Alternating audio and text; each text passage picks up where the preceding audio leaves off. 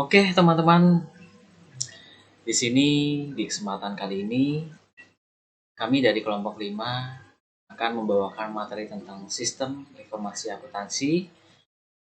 Di sini ada saya, Giovanni Wibisono Sanapusbito, kemudian nanti akan disampaikan oleh Haloman Pratama, kemudian yang terakhir Ismail Hasan. Dan di sini juga saya sangat berterima kasih kepada Pak Wardoki selaku pengajar dari mata kuliah ini. Oke, kita lanjut ke materi. Di sini ada sistem informasi akuntansi berbasis komputer. Di sini bisa dijelaskan bahwa merupakan bagian dari sistem yang dapat memberikan informasi bagi semua tingkat manajemen, mulai dari manajemen tingkat atas atau top level manajemen seperti direktur dan eksekutif. Kemudian manajemen menengah atau middle level management seperti kepala cabang. Kemudian ada divisi serta manajemen tingkat bawah, ada lower level management seperti mandor maupun supervisor. Sebagai contoh, ada 3 subsistem dalam sistem distribusi. Yang pertama berkaitan dengan pemenuhan pesanan pelanggan, kemudian yang kedua ada berkaitan dengan pengisian kembali kesediaan dari pemasok, kemudian yang terakhir ada berkaitan dengan pemeliharaan besar perusahaan. Oke, selanjutnya ada akuntansi dan teknologi informasi.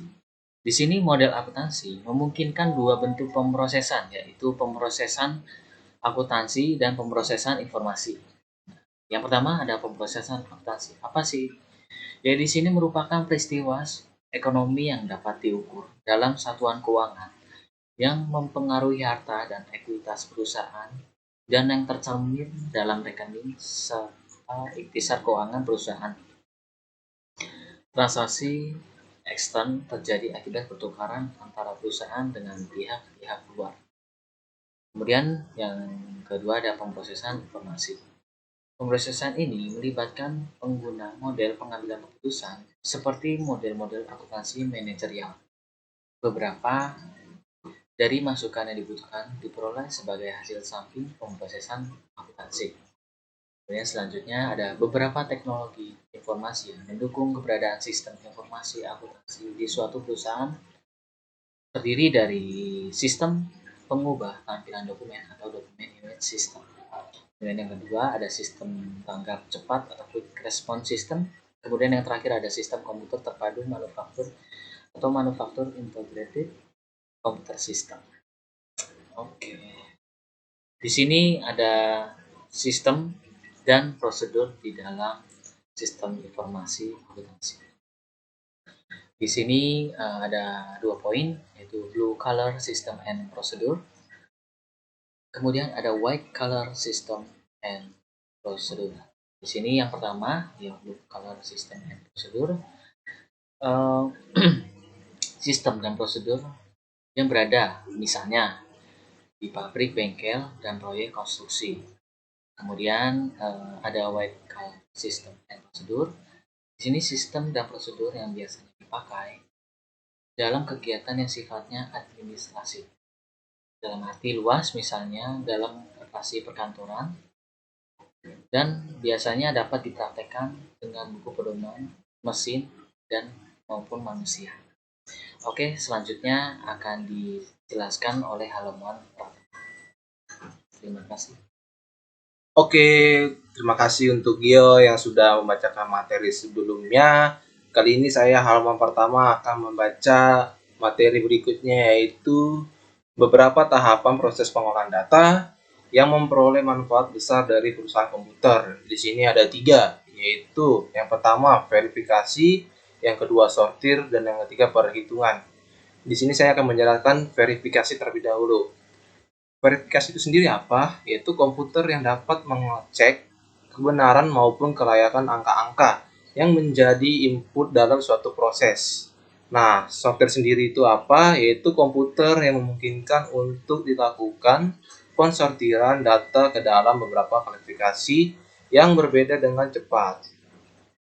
Misalnya, kumpulan faktur penjualan dapat disortir ke dalam klasifikasi langganan, jenis produk, daerah penjualan, dan lain sebagainya. Dan yang terakhir yaitu perhitungan. Perhitungan sendiri itu apa? Yaitu dengan komputer, perhitungan-perhitungan dapat digunakan dengan cepat. Misalnya, menghitung saldo rekening sesudah adanya posting, menghitung jumlah kelompok, transaksi, dan lain sebagainya. Nah, untuk materi berikutnya, saya akan menjelaskan bentuk pengawasan di dalam SIA. Di sini ada 5, yaitu yang pertama, pengawasan intern, pengawasan input, pengawasan proses, pengawasan output, dan pengawasan komputer. Lalu materi berikutnya saya akan membacakan pengawasan intern.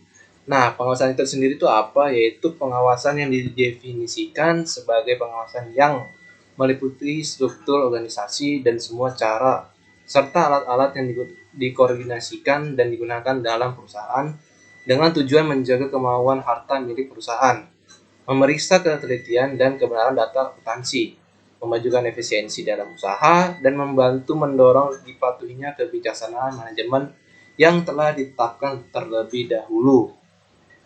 Lalu untuk poin selanjutnya yaitu pengawasan input. Nah, pengawasan input sendiri itu apa? Yaitu pengawasan yang direncanakan untuk memberikan jaminan yang cukup bahwa data yang diterima untuk proses oleh IDP sudah disahkan dan diubah ke bentuk yang sesuai dengan mesin dan diidentifikasikan data tersebut tidak ada yang hilang, dikurangi, ditambah, diidentifikasikan atau diubah secara tidak benar. Lalu poin berikutnya yaitu pengawasan proses. Nah, pengawasan proses ini direncanakan untuk memberikan jaminan yang cukup bahwa IDP sudah dilaksanakan sesuai dengan aplikasi-aplikasi tertentu. Nah, sekian dari saya tentang materi ini. Selanjutnya nanti materi berikutnya akan dijelaskan oleh teman saya yaitu Ismail. Assalamualaikum warahmatullahi wabarakatuh. Sebelumnya terima kasih untuk teman saya Giovanni Wibisono dan Halamuan Pratama. Saya Ismail Hasan ingin melanjutkan mengenai pembahasan dari sistem informasi akuntansi. Selanjutnya itu ada pengawasan output. Pengawasan ini direncanakan untuk menjamin ketelitian hasil data yang diproses dan untuk menjamin bahwa keluaran tersebut hanya diterima oleh orang atau pihak yang berhak.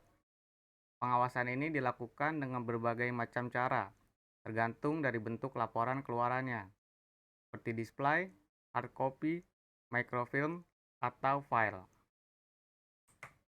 Yang terakhir ada pengawasan penggunaan komputer. Pengawasan ini dilakukan adalah usaha untuk mencegah penggunaan komputer atau sumber tertentu yang tidak sesuai dengan yang direncanakan. Pengawasan ini biasanya tidak menjadi masalah bila komputer hanya ditangani oleh seorang operator. Sekian mengenai pembahasan dari sistem informasi akuntansi. Saya Ismail Hasan dan kawan saya Giovanni Wibisono dan Halaman Pratama pamit undur diri. Jika ada yang ingin dipertanyakan, silakan beri pertanyaannya di kolom komentar. Sebisa mungkin kami akan menjawabnya.